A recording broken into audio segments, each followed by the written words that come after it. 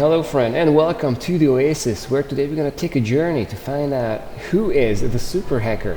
What are all these charts? Why is the line going up? We're going to look at a bunch of charts showing where LM is headed. We're going to look at a bunch of memes, and at the end even find out who this Buddha over here is. So let's start where it's due with the hero of the story, Leopold Aschenbrenner. He is the guy who made this video possible because he published situational awareness about 1.5 years ago, and that's what sent me down this rabbit hole. Is it possible to create the automated AI researcher? Can AI be so smart that it could not only rely on more compute every year but get more efficient exponentially?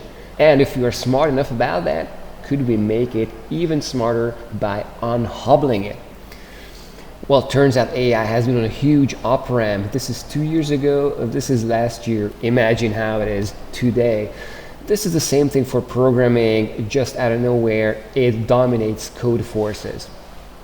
Another thing is how good it's getting at math. And these are not your high school math problems. This is the highest math problems that exist right now. Or what about some PhD level science questions? Well, it turns out we have way past human level about a year ago, so we are about to saturate that benchmark. It's getting cheaper every year, and depending on who you ask, it's anywhere between 10x and 1000x hyperdeflation per year that we are getting. Or what about the crazy compute increase? Our compute base is actually multiplying at 3.4x per year. At that rate, it's no wonder that all these benchmarks are getting smashed and getting smashed faster. This is the chart that says it all. How long can AIs work on individual problems? Is it seconds, minutes, or even hours? Well, turns out Opus is knocking on 16 hours, meaning that it could do the work that a human would require 16 hours. And those are just the LLMs. But what about the agents? Well, the lobsters are coming, and it turns out that the most successful project in GitHub's entire history, well, it's not Linux, not Python, it's not even React. Well, it's OpenClaw, sitting at place number 1 of most starred GitHub projects. But why are these autonomous agents so popular?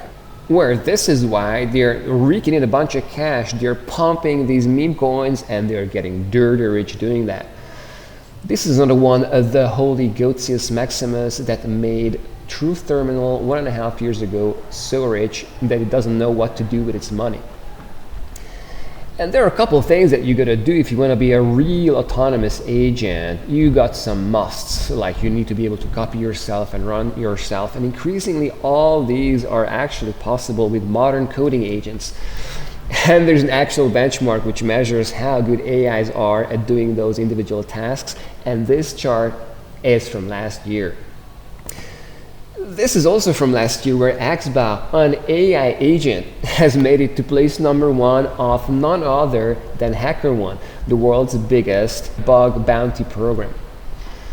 This is its journey, where in February everybody was hating on it. By March and April it was getting clear that it can do some shit, and watch it now, it's turning into, well, a kind of super hacker.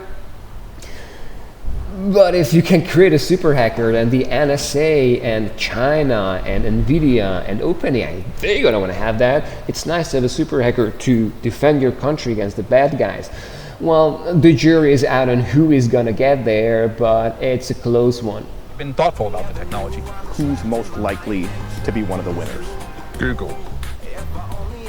And so here's Dario explaining to us how he thinks the number 1 is Google. They're a big company, and they've often been held back by that, and in some ways continue to be held back by that. But I think they're a formidable player, and people should take them seriously. Most likely. Yeah, so if you're a Dario boy, you're gonna have this on your screen with a bunch of clouds running, and you're gonna try to automate that to build a pipeline that builds the pipeline before your money runs out or your parents get worried.